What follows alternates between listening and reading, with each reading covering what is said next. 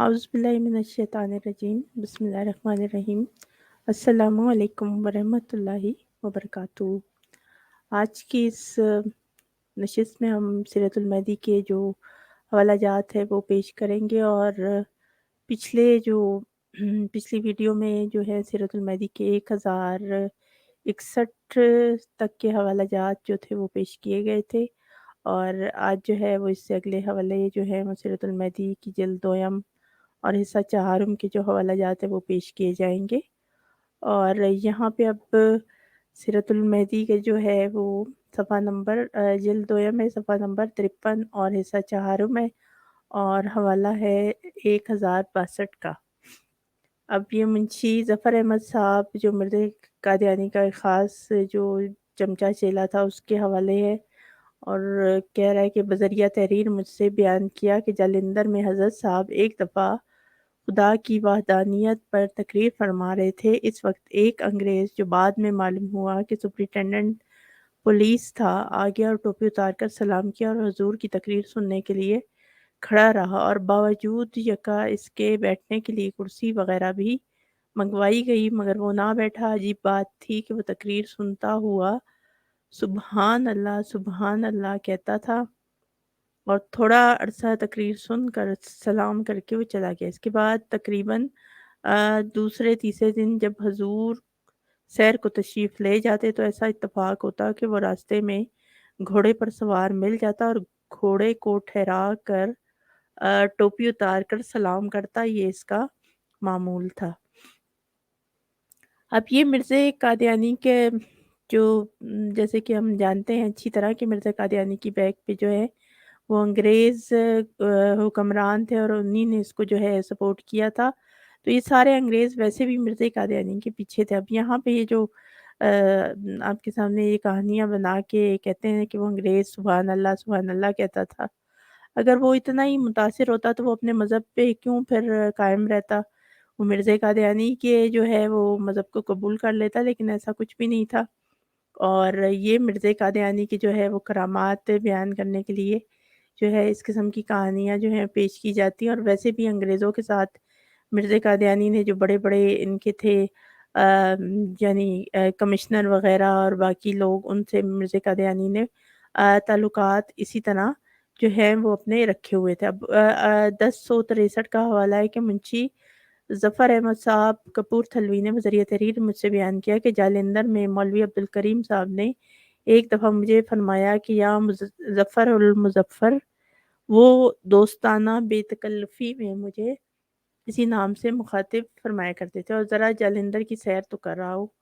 चुनाचे हम चल पड़े। रास्ते में देखा कि गोया एक बारात आ रही। अब ये मिर्ज़ा कादियानी को भी जो है वो सैर व तफ़रीह का बड़ा शौक रहता था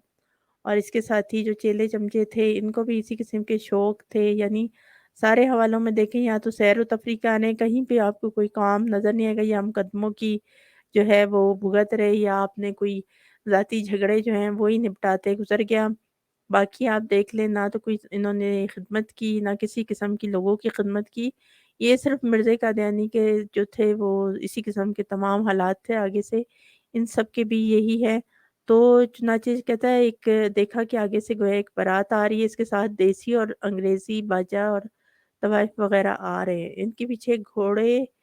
पीछे एक शख्स घोड़े पर सवार बटेरे का पिंजरा हाथ में लिए आ रहा था।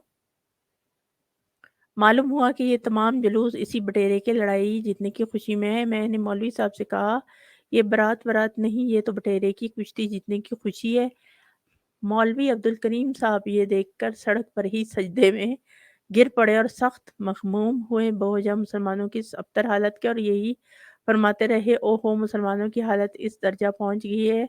और हम वापस आ गए। अब ये मौलवी अब्दुल करीम का जो ये यहाँ पे बयान कर रहा है कि वो उसने देखा कि वो आगे से बारात आ रही थी, उसके साथ नाचने-गाने और बाजे थे। तो मैंने तो आपको पहले भी बताया कि मिर्ज़ा कादियानी के घर में भी जो शादी हुई थी उसके भाई की, उसमें भी यही नाच-गाना और सब कुछ था और ढेरों औरतें जो मिर्ज़ा कादियानी के घर बेपर्दा फिरा करती थीं।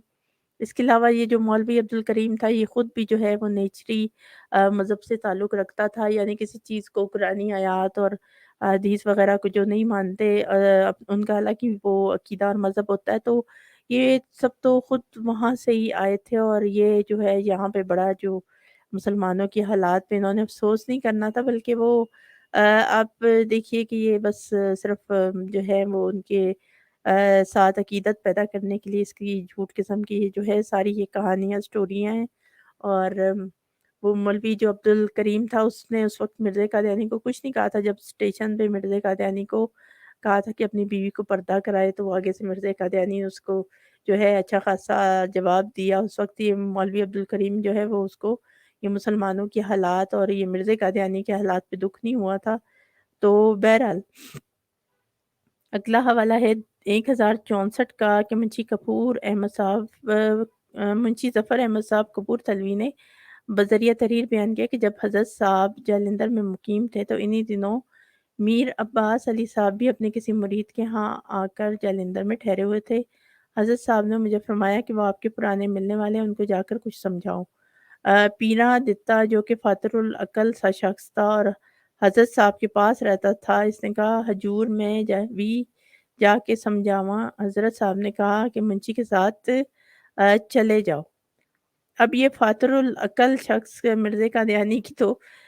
عقل خود نہیں تھی، تو اس کو کہہ رہا ہے کہ ہاں تم جا کے اس کے ساتھ سمجھا لو۔ اچھا، میں میر عباس علی کی قیام گاہ پر گیا، 8-10 آدمی فرش پر بیٹھے تھے اور میر صاحب چارپائی پر، ایک تخت بھی وہاں تھا اور دوروں میں پوست بچھے ہوئے تھے۔ اور یہ جو تھا پوست جو ہے وہ ایک قسم کا یہ پودا ہوتا ہے جس کو جو ہے اوپر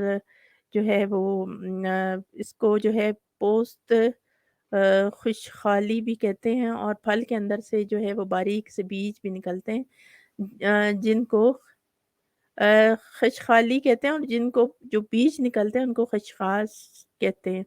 خشخاش کہتے ہیں جو استعمال ہوتی ہے، اور اسی پھول کے بالائی سے پر جو گول دائرے میں افیم ہوتی ہے۔ یعنی یہ وہ جو تھے مرزا قادیانی کو خود بھی یہی افیم وغیرہ اور اس چیزوں کی عادت تھی، تو یہاں پہ کہہ رہا ہے کہ وہ بھیگے ہوئے تھے، اور پیراں دتا کو دیکھ کر میر عباس علی نے اسے بے تکلفانہ پکارا، او پیراں دتا، او پیراں دتا، اور مجھ سے السلام علیکم کہہ کے ہنستے ہوئے آئیے آئیے کہہ کر بیٹھنے کو کہا۔ پیرا دیتا مجھ سے کہنے لگا کہ میں پہلے سمجھا لوں، میں نے کہا سمجھا لے۔ پیرا دیتا کہنے لگا میر صاحب میں تمہیں دونوں وقت کھانا پہنچاتا تھا یا نہیں، اور تمہیں کبھی کبھی میں پیسے بھی دیا کرتا تھا یا نہیں؟ میر صاحب اب بڑے آدمی دور دور سے روٹی کھانے والے آتے ہیں، اب جو تم روٹی کی خاطر ادھر ادھر پھرتے ہو یہ وقت اچھا ہے یا وہ جب گھر بیٹھے تمہیں روٹی دے جایا کرتا تھا؟ اب تم میرے ساتھ چلو، میں تمہیں دونوں وقت روٹی دے جایا کروں گا۔ میر عباس علی ہنستے رہے، پھر میں نے ان سے کہا کہ آپ کیوں برگشتہ ہو گئے؟ وہ کہنے لگے کہ مرزا صاحب کہتے ہیں کہ یہ جسم آسمان پر نہیں جا سکتا۔ میں نے اپنے پیر کو خود دیکھا ہے کہ مولوی غوث علی پانی پتی ان کے پیر تھے کہ ایک دفعہ انہوں نے الا اللہ کا جو نعرہ مارا تو زمین شک ہوگی اور وہ اس میں سما گئے، اور میں نے کہا کہ وہ اوپر تو پھر بھی نہ گئے، وہاں قرآن شریف رکھا تھا۔ میں نے اٹھا کر میر صاحب کے سر پر رکھ دیا کہ آپ کو خدا کو حضرت ناظر جان کر بتایا کہ آپ نے یہ واقعہ خود دیکھا ہے۔ تو وہ کہنے لگا ہمارے پیر نے جب یہ واقعہ بیان کیا انہوں نے ایک دفعہ ایسا کیا اور ہم انہیں سچا سمجھتے تو یہ چشمدید ماجرا ہی ہوا نا۔ جہاں تک ہو سکا میں نے ان کو سمجھایا، مگر اس وقت ان کی حالت بہت بگڑ چکی تھی، وہ اقراری نہ ہوئے۔ اب یہ جو میر عباس علی تھا یہ پہلے مرزا قادیانی کے ساتھ اس کے چنگل میں کہیں پھنس گیا تھا، اور پھر جو ہے شاید اللہ نے اسے بچانا تھا تو وہ جو ہے وہ اس کے چنگل سے نکل گیا، اور یہ مرزا قادیانی جو ہر وقت کہتا رہتا تھا کہ جو ہے وہ حضرت عیسیٰ علیہ السلام جو ہے ان کا نزول نہیں ہو سکتا، اور معراج شریف میں نبی پاک صلی اللہ علیہ وآلہ وسلم کے متعلق یہ کہتا تھا کہ وہ جسم جو ہے اس طرح وہ آسمان پہ نہیں جا سکتے۔ تو ان باتوں کا جو ہے وہ یہاں پہ یہ ذکر کر رہا ہے، اور یہاں پہ یہ جو اس کے چیلے چمچے تھے اس نے پہلے خود واقعہ بیان کیا تھا مرزا قادیانی کا کہ وہ جو تھا جب عیسائیوں نے مرزا قادیانی کو کہا تھا کہ مضمون لکھ کے ایسا رکھ دو تو مرزا قادیانی نے کہا ہاں میں لکھ کے رکھوں، مطلب مرزا قادیانی کو عیسائیوں نے کہا کہ ہم مضمون لکھ کے رکھیں گے اور آپ نے بتانا ہے کہ اس کے جو مضمون کا ہے وہ کیا ہے لکھا۔ تو مرزا قادیانی نے کہا ہاں میں بتاؤں گا، مگر اس سے پہلے مسلمان بھی ہونا پڑے گا اگر میں نے بتا دیا۔ تو یہ جو ہے وہ سارے واقعات جو ہیں ان آدمیوں نے خود نہیں دیکھے، یہ جو مرزا قادیانی کے مرید تھے، کہتے ہیں کہ ہم نے چشمدید طور پہ نہیں دیکھے، تو ہم نے صرف مرزا قادیانی سے سنے۔ اب یہاں پہ اس بندے کو جو ہے وہ اس کو جو ہے کبھی قرآن اس کو رکھ کے اس کے سامنے باتیں کر رہے ہیں اور اس کو کہہ رہے ہیں کہ تم نے آنکھوں سے دیکھا۔ اب مرزا قادیانی کی جو ہے تو کوئی کرامت تو انہوں نے خود آنکھوں سے نہیں دیکھی تھی، اور اس کو جو ہے وہ مسیح اور نبی مان کے انہوں نے جو ہے اس کے پیچھے لگے ہوئے تھے اور اس کی جو ہے وہ باتوں کو مان رہے تھے۔ تو جب خود انہوں نے کوئی آنکھ سے مرزا قادیانی کی کوئی ایسی کرامت، کوئی اس کی ایسی چیز دیکھی ہی نہیں، تو پھر دوسروں کو جو ہے وہ قرآن اٹھا کے اور ان کو یہ کہنا کہ واقعی دیکھا تھا، نہیں تو یہ تو عجیب سی بات ہے نا۔ تو بہرحال وہ آدمی جو تھا انہوں نے بہت اس کو رام کرنے کی کوشش کی، اور اوپر دیکھیں کہ وہ جو مرزا قادیانی کا آ، جو ملازم تھا پینا دتا، اس کی سوچ بھی یہاں روٹیوں تک تھی، یعنی وہ کہتا ہے کہ تمہیں جو میں کھانا پہنچاتا تھا پیسے دیتا تھا، یعنی اب اصل جو ہے وہ یہی ہے قادیانیت کا کہ مرزا قادیانی جو پھانسنا ہوتا تھا تو روٹیاں کھلا دیتا تھا، کھانا وغیرہ کھلا دیا، کچھ پیسے دے دیے، مدد کر دی، تو جو ہے وہ بندوں کو پھانس لیا۔ تو وہ جو ملازم تھا مطلب، تو اس نے سیدھی سیدھی بات کی، اس نے مرزا قادیانی کے یہاں دیکھے کوئی کرامت، کیونکہ وہ تو ہے ہی نہیں تھی مرزا قادیانی میں کہ وہ بتاتا کوئی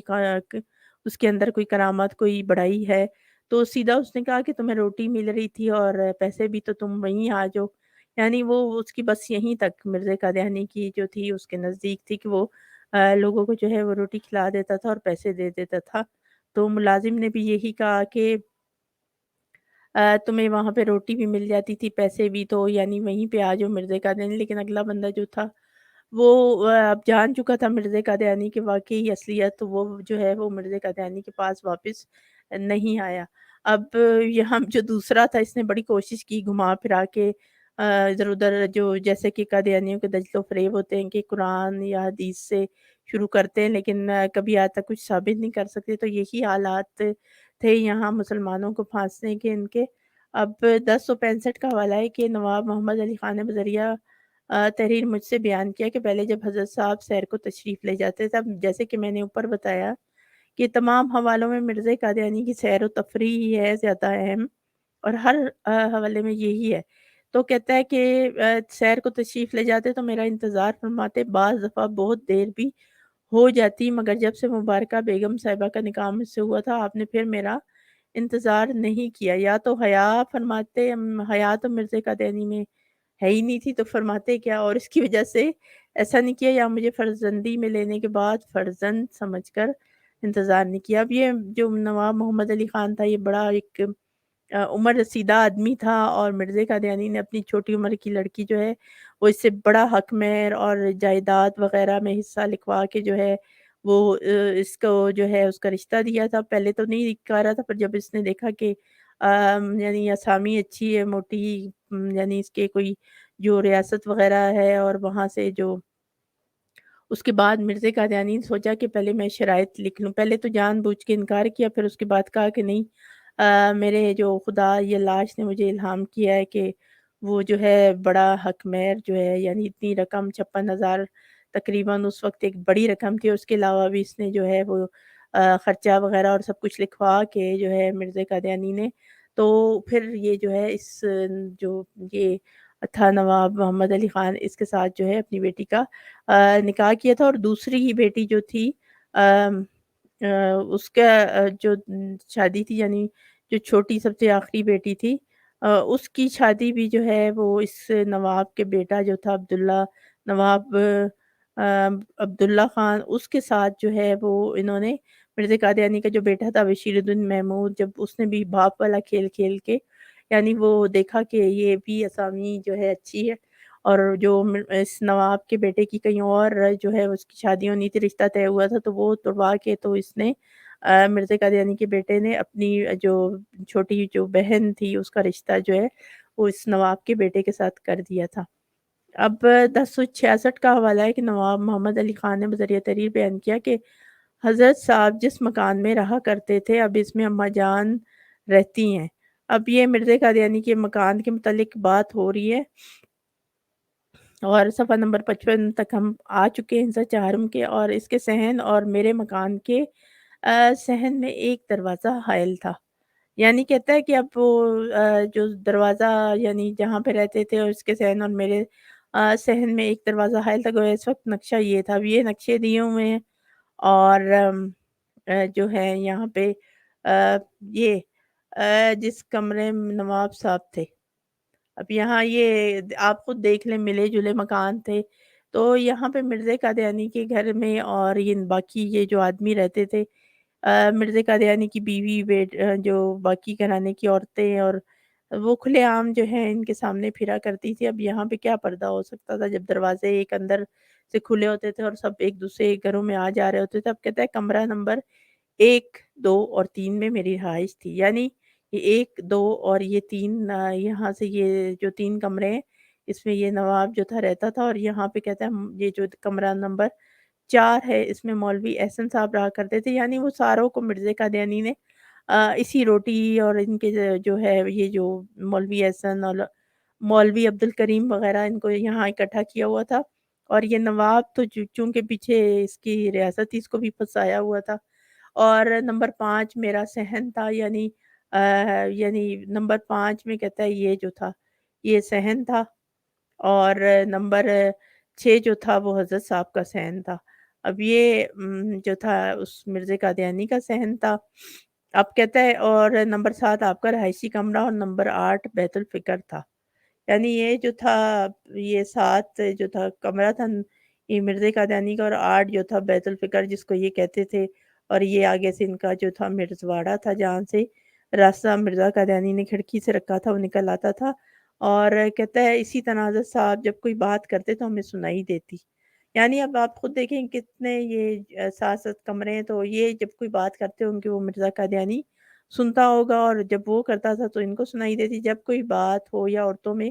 تقریر، اور رات دن میں جب بھی حضرت صاحب رسول کریم صلی اللہ علیہ وآلہ وسلم کا ذکر آتا تو آپ کے منہ سے یہی نکلتا تھا کہ ہمارے رسول کریم، ہمارے نبی کریم۔ اب یہ آگے تو جو ہے انہوں نے ہر حوالے میں یہ بات لکھنی ہوتی ہے تاکہ مرزا قادیانی کو جو ہے وہ بڑا عقیدت مند، کوئی سچا اور عاشق رسول ثابت کرے، لیکن ایسی کوئی بات نہیں تھی، اور مرزا قادیانی کی جو ہے وہ جو اس نے بے شمار گستاخیاں کی ہوئی تھی اللہ تعالیٰ کی شان میں، اور ہمارے نبی پاک صلی اللہ علیہ وآلہ وسلم کی شان اقدس میں تو گستاخی کی ہی ہوئی تھی، کیونکہ اپنے آپ کو جو ہے مرزا قادیانی کہتا تھا کہ میں جو ہوں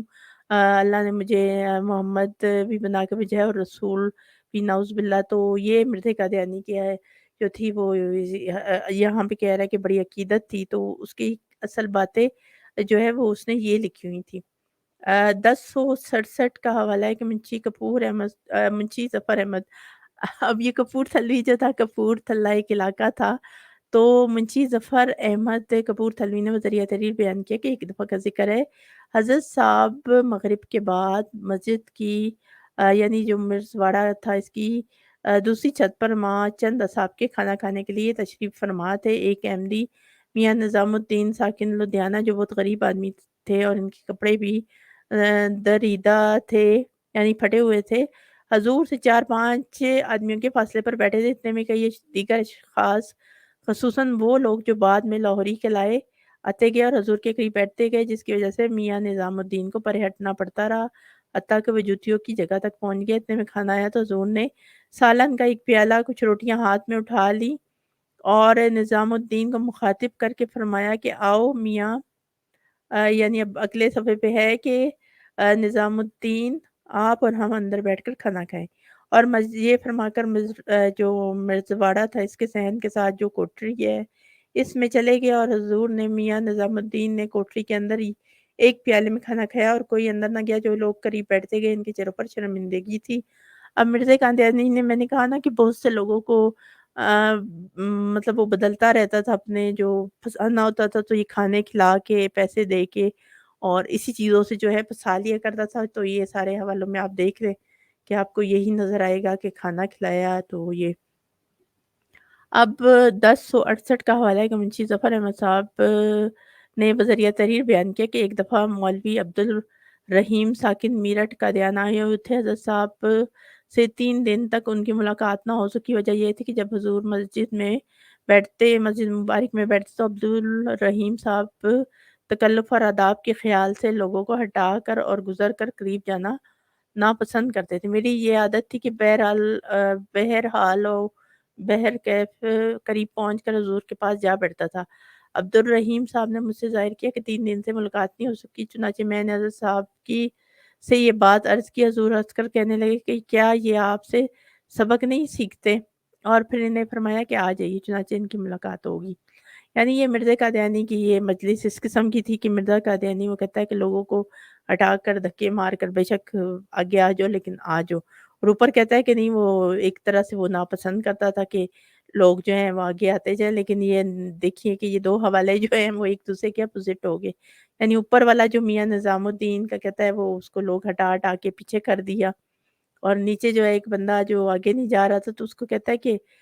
اس دوسرے بندے سے تو نے سبق نہیں سیکھا، یعنی لوگوں کو دھکے چکے لگتے ہیں یا ان کے اوپر سے گزر کے بھی آنا پڑتا ہے بیٹھے لوگوں کے، تو کوئی بات نہیں، وہ آ جانا چاہیے۔ اب یہ مرزا قادیانی کی جو ہے خود ہی آپ دیکھتے جائیں اصلیت دونوں حوالوں میں ایک الگ الگ بات ہے، بالکل ایک دوسرے کے متضاد۔ اب 1069 کا حوالہ ہے۔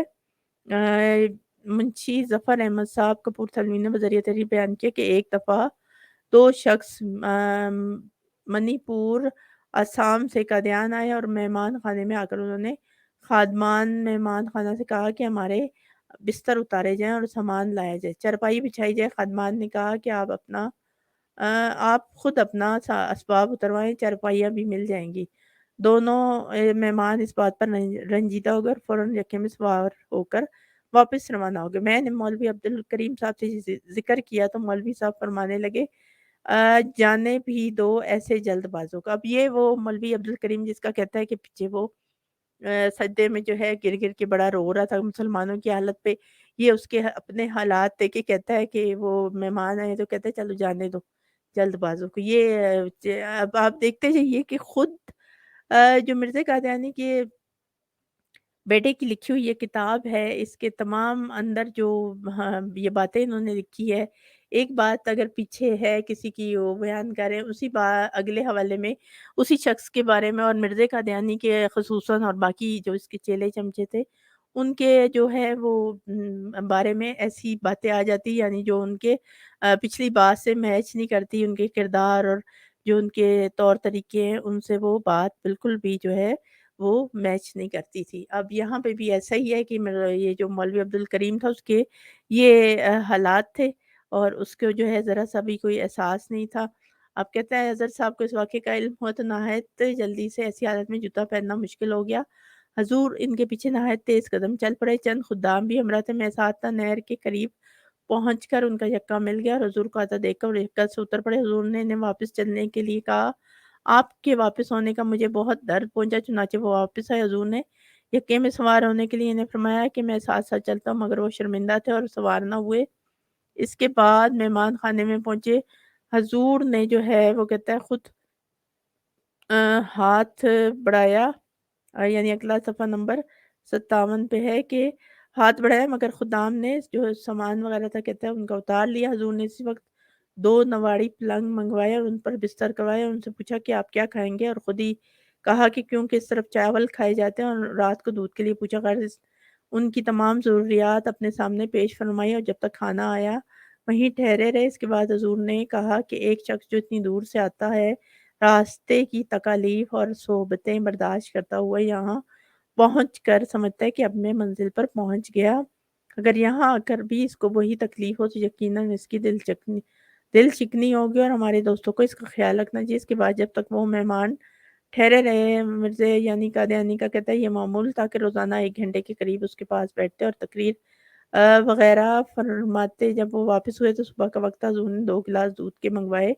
اور انہیں کہا کہ یہ پی لیجئے، اور نہر تک انہیں چھوڑنے کے لیے ساتھ گئے۔ راستے میں گھڑی گھڑی ان سے فرماتے کہ آپ تو مسافر، آپ یکے میں سوار ہو لے، مگر وہ سوار نہ ہوئے۔ نہر پر پہنچ کر انہیں سوار کرا کر حضور واپس تشریف لائے۔ اب یہ مرزا قادیانی کی جو میں نے کہا نا، کیونکہ مرزا قادیانی تو پھنسا رہا تھا لوگوں کو، جو بھی آتا تھا اس کے جب شروع میں جو اس نے بندے پھنسانے تھے، مسلمانوں کے ایمان خراب کرنے تھے، تو جب وہ ساتھی جو تھے وہ کچھ اس قسم کے تھے، وہ آرام طلب، تو پھر مرزا قادیانی جو ہے اس کو یہ ڈرامے خود کرنے پڑتے تھے، یعنی کبھی لوگوں کے پیچھے، اب پتہ نہیں گیا بھی ہے کہ نہیں۔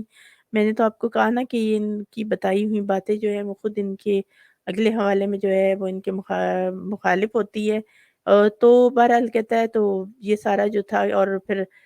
جو ان کے لیے بستر بچھوائے اور کھانے کھلائے، یعنی ان کو آرام کرنے کے لیے۔ تو یہ مرزا قادیانی کی، اب یہ قادیانیوں نے اپنے اخبار الفضل میں جو ہے وہ مرزا قادیانی کی ایک دفعہ مہمان نوازی کے قصے لکھے، اس میں بھی یہ حوالہ انہوں نے لکھا ہوا ہے